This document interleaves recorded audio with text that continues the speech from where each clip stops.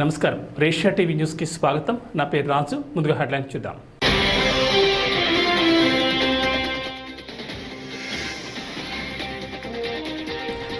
గడప గడపకు వెళ్లి మేనిఫెస్టోలోని అంశాలను వివరిస్తారు. ప్రధాన కార్యదర్శి సజ్జల స్పష్టం.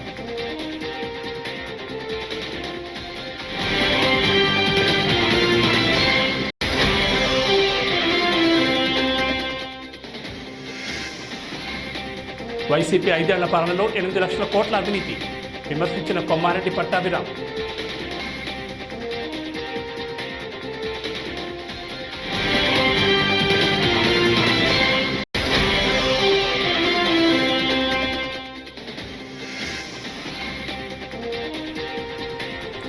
ల్యాండ్ టైటిలింగ్ దుష్ప్రచారం చేస్తున్న క్రిమినల్స్ చంద్రబాబు, పవన్, రామోజీ. మంత్రి బొత్స ఫైర్.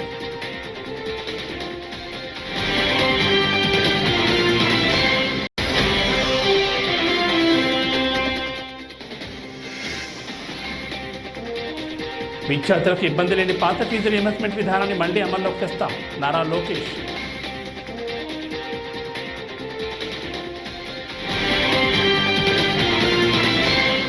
ఇక డీటెయిల్స్ చూస్తే తుది దశ ఎన్నికల ప్రచారంలో భాగంగా మరోసారి గడప గడపకు ప్రచారం నిర్వహించనున్నామని, జగన్ కోసం సిద్ధం పేరుతో నూతన కార్యక్రమాన్ని ఈ రోజు నుంచి ప్రారంభించామని వైఎస్ఆర్ కాంగ్రెస్ పార్టీ ప్రధాన కార్యదర్శి సజ్జల రామకృష్ణారెడ్డి చెప్పారు.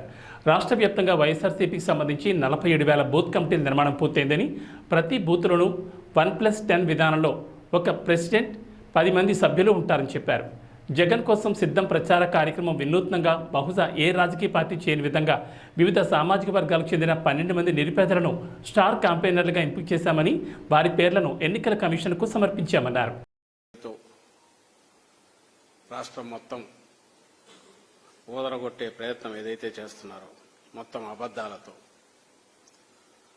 ఈ అబద్ధాలు అని ప్రజలకు తెలుసని ఆయన చంద్రబాబు నాయుడు కూడా తెలుసు. అయినప్పటికీ చెప్పిందే 10 సార్లు చెప్పి ఎక్కడో ఒక చోట నమ్మకపోతారా, లేదా ఆశ ఉండకపోతుందా? మనిషి అన్నాక ఆశ సహజం కదా, గతం మర్చిపోకపోతారా అనే అత్యాశతో, దురాశతో మళ్ళీ ఒకసారి గతంలో తను చేసిన ఏ నాటకం అయితే ఉందో దాన్ని ఇంకోసారి ఇంకా పెద్ద ఎత్తున, ఎందుకంటే ఇప్పుడు పక్కన కూటమి బలం అనేది ఒకటి యాడ్ అయింది కాబట్టి దాంతో మరింత బలంగా ఓదరగొట్టే కార్యక్రమం చేస్తున్నాడు చంద్రబాబు నాయుడు గారు. మరోవైపు మాకు సంబంధించినంత వరకు మేము ముందు నుంచే అన్నట్టు మా మేనిఫెస్టో, జగన్మోహన్ రెడ్డి గారు రిలీజ్ చేసిన మేనిఫెస్టో ఏదైతే చేయగలమో అది మాత్రమే 19లో చెప్పి, దానికంటే ఎక్కువ చేసినప్పటికీ అలాంటి వెసులుబాటు ఉన్నంతసేపు ఎలాగో చేస్తామని మరి హామీ ఎలాగో ఉంది.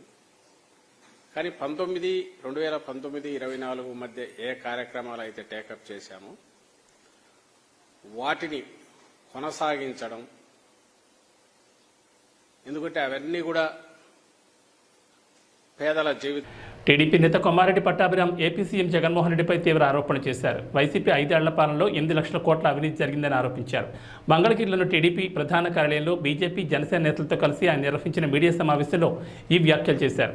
పట్టాభిరామ్ మాట్లాడుతూ అవినీతికి చెక్ పెడితే సంక్షేమ కార్యక్రమాలను చాలా ఈజీగా అమలు చేసే అవకాశం ఉంటుందని తెలిపారు.